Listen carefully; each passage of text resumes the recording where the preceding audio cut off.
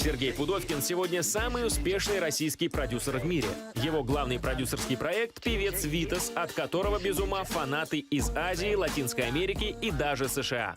На российской сцене большой популярностью пользуются и другие подопечные Пудовкина: Анастасия Макеева, Глеб Матвейчук, Руслан Олехно, Марк Тишман, Тамара Гверцетели. Следя за тем, как у него развиваются отношения, как развивается траектория творческой карьеры у артистов, которыми он занимается помимо Витаса, я вижу, что вообще-то благодаря такому продюсеру, как Пудовкин, эти люди в своем творческом развитии, в своем творческом становлении получают, наверное, максимум того, о чем они могли бы мечтать. Работать со знаменитостями Пудовкин начал с конца 80-х. Помогал Барри Алибасову раскручивать группу «Нана». Первым самостоятельным продюсерским проектом Сергея стала певица Анита Цой. Но настоящий успех ему принес Витас. Именно с ним Пудовкин прорвался в элиту мирового шоу-бизнеса.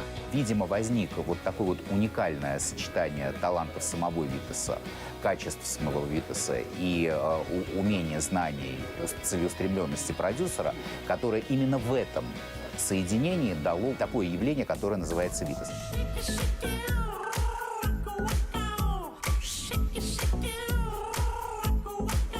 У талантливого и харизматичного продюсера немало поклонниц. Но Сергей женат. Это его третий по счету брак. Более того, Пудовкин многодетный отец. У него 4 детей. Едем?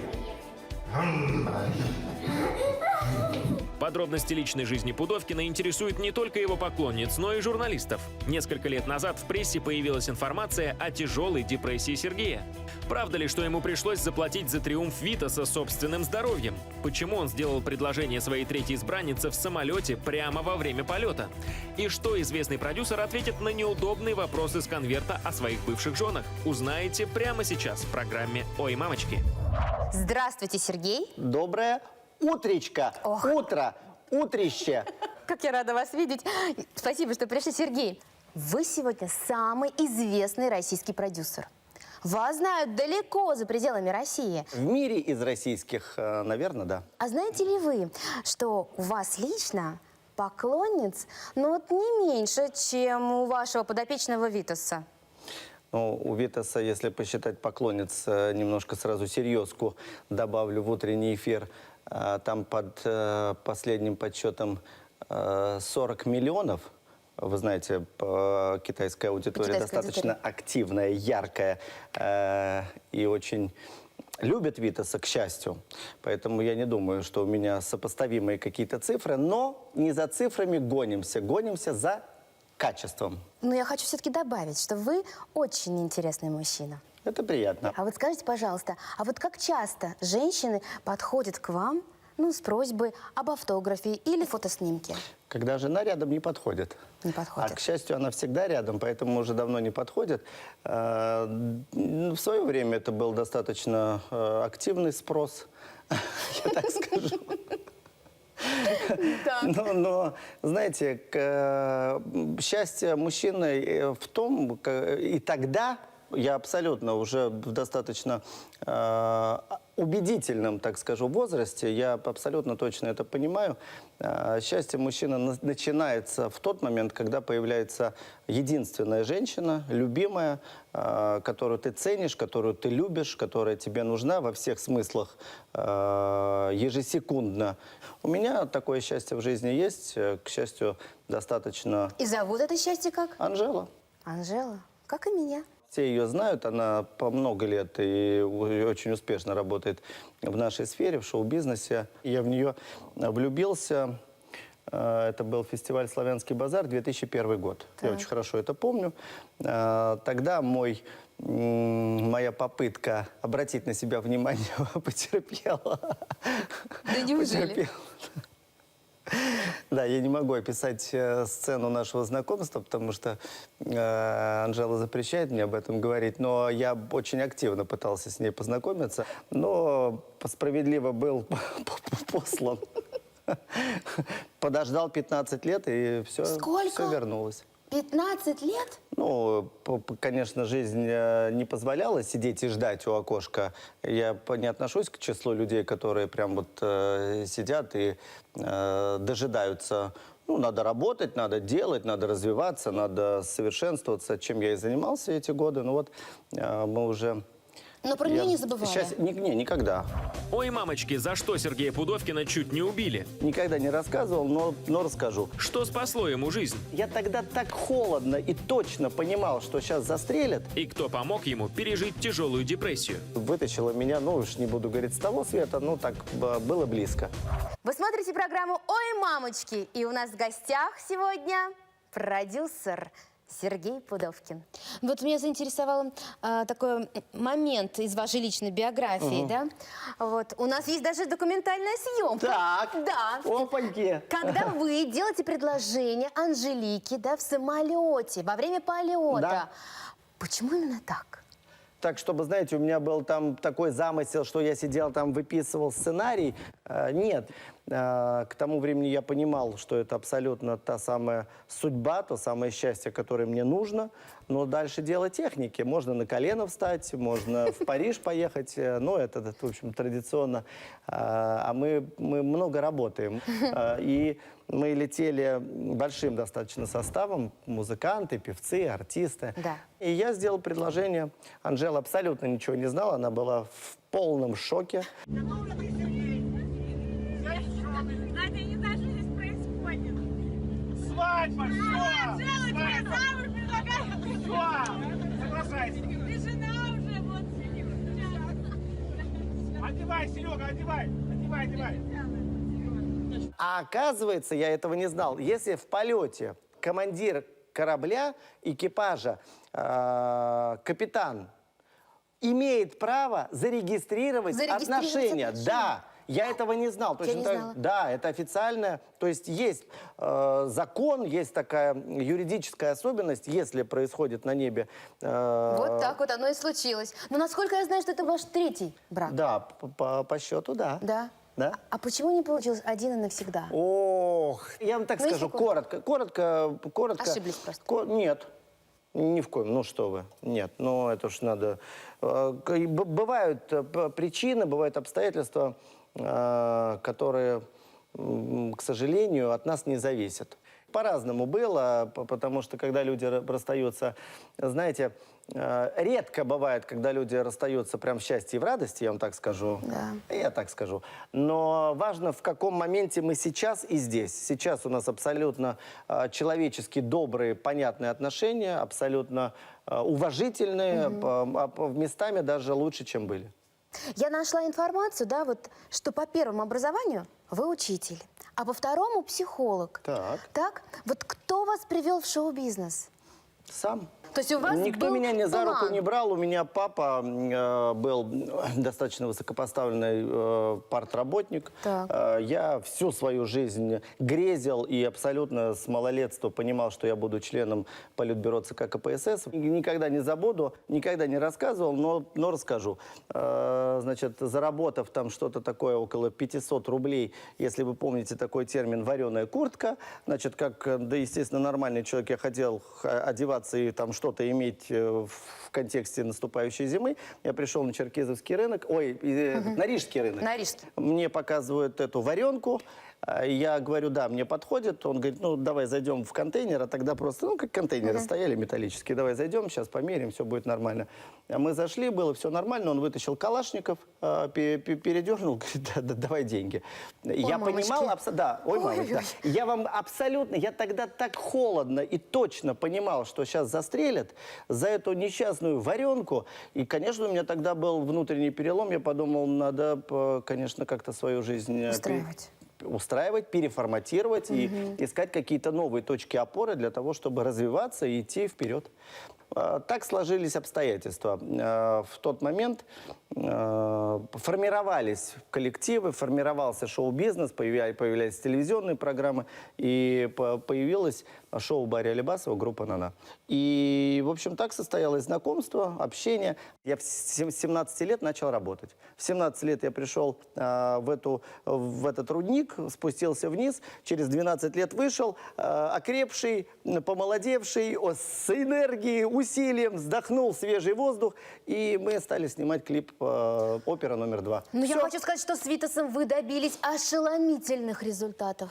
Вот сегодня он со успехом гастролирует, ну, не считая постсоветское пространство, по Китаю, Японию, Бразилию, Мексика. То какую страну я упустила? А все можно перечислить. Мы даже, малоизвестный факт, но мы даже в Тунисе, как бы сказали в Одессе, имели 2 концерта. О. И это был успех, таки успех. Но однажды вы сказали, что для такого успеха нужно 3 составляющие. Да? Да. Талант артиста, талант продюсера и большие деньги. Да? Вот с артистом Да. все понятно. Вот пронзительный фальцет Витаса Да. сводит с ума Да. поклонников. А вот что касается таланта продюсера, Да. вот правда ли, что именно вы автор всевозможных легенд про Витаса? Ну, например, там, что он человек-амфибия, и то, что он умеет останавливать сердце свое. Кстати, это правда. В отличие от Ну-ка, первого. расскажите. Это все продукт нашего совместного творчества. И всегда это был такой очень уважительный, мы не поверите, 20 лет, мы 20 знакомы лет. 20 лет, мы на «вы» разговариваем. Мы с Витасом разговариваем на «вы». Маленькая подробность, может быть, не для всех значительная, но, знаете, симптоматична для системы отношений.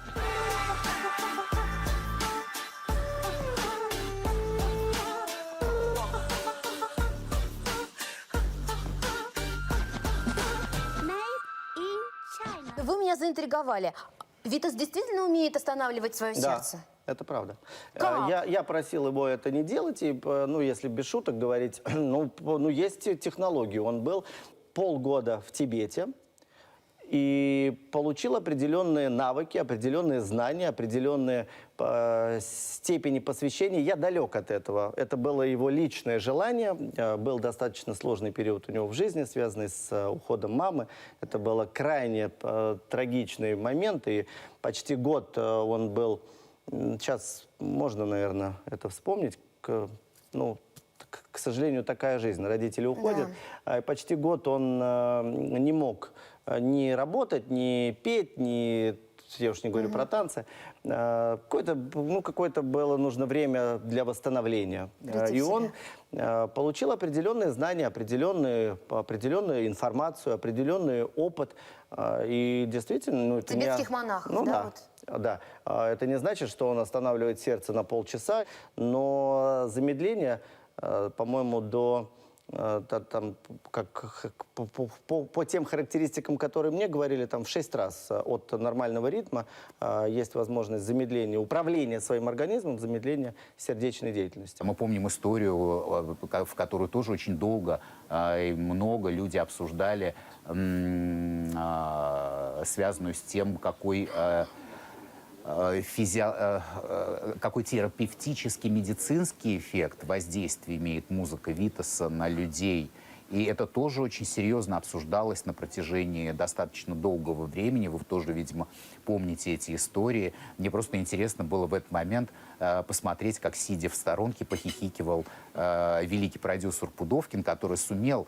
Совершенно не стоит его за это ругать, потому что если человек сумел сделать так, что в его сказку, в любую сказку поверили миллионы, ну, тебе, как продюсеру, честь и хвала и аплодисменты. Ну, Сергей, вот и третья составляющая вашего успеха из названных вами – это большие деньги. Да, вот правда Третье, ли? я с возрастом, я сейчас сам себя переделаю. Так. Третья, а на самом деле первая составная, то, с чего мы начали. Это моя жена Анжела, это дочка Аня, это дочка Настя, это дочка Анжелинка и сын Никита. Когда они смотрят на тебя, когда они тебя любят, это позволяет тебе жить, это позволяет тебе развиваться, это позволяет тебе идти вперед. А по деньги, там серьезные деньги нужны уже. Серьезные? Да. Ну вот мне хочется узнать, правда ли, что вам пришлось даже заложить квартиру, да, и ой, мамочки, даже взять кредит? Да, для тогда раскрутки это не- Витаса, тогда- на начальном этапе. Да. Но тогда это, знаете, ой, мамочки, не кредит был. Тогда были ребята серьезные с дубинами, с этими бейсбольными, или просто с палками, тогда бейсбольных не было. Лом просто. О, Приходишь, человек с ломом стоит, говорит, сколько денег? Ну, ты говоришь, там, не знаю, 100 рублей. Он говорит, через день 200 принесешь. И лом в узел завязывают при тебе. Тогда был парень с ломом, который дал денег, ну, я абсолютно серьезно говорю, это позволило. Тогда это было в районе $1 миллиона. Конечно, это был не то что отчаянный шаг, но я понимал, я абсолютно точно был уверен и в успехе, и в развитии, и в правильности выбранного пути. У меня не было ни сомнений, ни переживаний по этому поводу. Договоренность была на 2 года, конечно, с достаточно большим процентным там, коэффициентом. В течение года эта ситуация была решена, и все было возвращено. Ну а вот сейчас, вы сейчас с Витасом начинаете новый этап, да, завоевываете Америку. Вот сравнительно недавно презентовали клип Витаса. Вот, надеюсь, никому из вас не пришлось для этого закладывать свою недвижимость Но это и уже брать... американцы закладывали свою. Ах, вот. Конечно, ну что вы. Мы повзрослели, мы поумнели, мы стали серьезные, мы серьезная позиция. Знаете, вот в России к Витасу еще такое отношение. Местами бывает такое, у нас вообще немножко любят как бы прищучить. Хотя, казалось бы, порадуйся за успех, порадуйся за тех, кто пробился. Но у нас не очень к этому относятся позитивно. У нас сразу, мы знаем, как это все получилось. Вот это вот немножко отношение уничижительное к своим героям, это Есть беда. такое. Я вас правильно поняла, да? То есть Отдаленная. американцы заплатили Ну, вам, естественно, ну что чтобы вы. заработать Да с я бы, Витасом. так я с таким удовольствием, просто с необыкновенным счастьем получал эти деньги, выставляя мыслимые и немыслимые условия американским партнерам для того, чтобы купюры были новенькие, красивенькие, пачечки лежали в ряд. Но я, Вы сейчас конечно, шутите или говорите серьезно? Да, конечно, серьезно. А Ой, вы мамочки. думаете, что мы в Америку за свои деньги поехали? Мы еще очень долго думали и выбирали... С кем конкретно петь? Да там было 8 вариантов.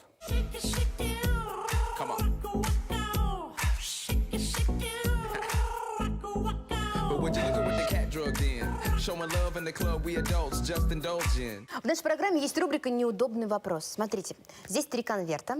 В каждом конверте по одному вопросу. Можете ответить на все, а можете... Когда мне конверты дают, я думаю, там деньги. А может, нет? Или у вас... Увы, нету. Нет? Прошу. Я все... Да? Да, я так аккуратно все-таки думаю, может быть... но Может нет. быть, там зелененькая, да? Так. У многих продюсеров принято забирать в свой карман львиную долю доходов от выступления артистов. Какой процент от гонораров достается Витасу? 50/50.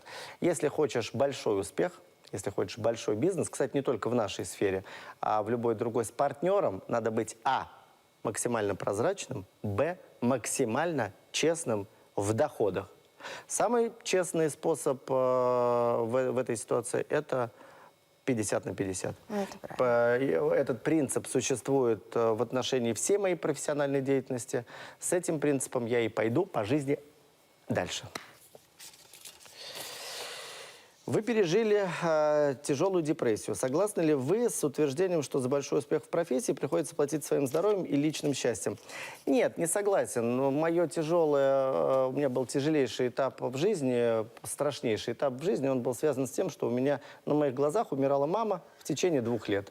Я каждый день это видел, никакого отношения к профессии это не имеет, к творчеству, к бизнесу не имеет. Просто я, как любящий и абсолютно фанатично любящий своих родителей сын, просто не мог это выдержать. Не знаю, до сих пор удивляюсь, как я это пережил. Во многом спасибо Анжеле, что она, в принципе, вытащила меня, ну уж не буду говорить с того света, но так было близко. Доставляет ли вам удовольствие общение с бывшими женами? Да, ну то, в принципе, Нет. Ну как, знаете, ну как, знаете, мы же в кино вместе не ходим, мы же в ресторан вместе не собираемся, представляете, всех собрать и сказать: привет, я вас не слышал, где ваши руки? Ну как, у нас такой уже формат общения, он такой, я бы сказал, профессионально, конструктивно, деловой, уважительный. Ну что ж, очень хорошо. Ну, Сереж, я занимаюсь нумерологией и прочитала дату вашего рождения. Ведь все-таки это штрих-код души, в котором закодированы ответы практически на все вопросы. Ну вот я и разберусь теперь совсем так. Так вот, что сказали о вас цифры. Ну так коротко так. Вы мощный человек. Вот именно такие мощные и сильные цифры. Вас не страшат перемены, риск, потому что вы можете возрождаться из любых жизненных ситуаций, которые могут даже доходить до грани. Вы как птица Феникс. Из пепла всегда возрождаетесь. Но есть камень преткновения, да, деньги. Дело в том, что вы боитесь быть зависимым и считаете, что настоящую свободу от кого угодно, от чего угодно могут дать деньги.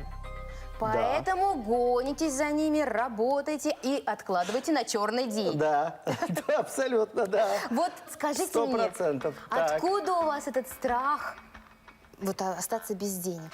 Ой, мы жили бедно. Ну, я имею в виду, наша семья жила нормально с точки зрения того периода времени. Но я так, знаете, с малолетства, может быть, с 10 лет это точно, очень хорошо помню, как я маме пытался в магазине «Океан», когда там были только хвосты и чешуя. Так вот, я за этими хвостами-то побегал и полазил. И, кстати, свои первые какие-то коррупционные, как бы сейчас сказали, в хорошем смысле слова, схемы я начал выстраивать именно в этой связи. Ну, я имею в виду, где-то, прошу прощения, мясо отжать, где-то картошки, где-то капусты какой-то найти. Но тогда, конечно, не было такого ощущения голода, но сахар-то так просто не купить. Да. Я не понял главного. Будут деньги? Будут. Все. Деньги Спасибо будут только... всем. Да. Я только поехал. только не забывайте о себе и о своем здоровье. Ну, Берегите что вы. себя. Да. То есть риск, Да. что вы загоните себя Нет. до изнеможения. Ну, хватит, нет, вырежите это, пожалуйста. Я прошу вас. тогда Я никак не поехал отдыхать. Всё. Все. Спасибо вам большое за интервью. Огромное спасибо. Спасибо вам. Осталось вручить подарок от спонсора нашей Бинго. программы. Да, Бинго. для вас и ваших близких. Спасибо.